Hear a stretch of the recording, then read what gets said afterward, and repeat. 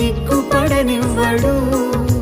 కనికరపూర్ణుడే నీ కన్నీరు తుడుచును. సియోను దేవుడే నేను సిగ్గుపడనివ్వడు. కనికరపూర్ణుడే నీ కన్నీరు తుడుచును. అసమానుడైన వాడు అవమానపరచడు నిన్ను.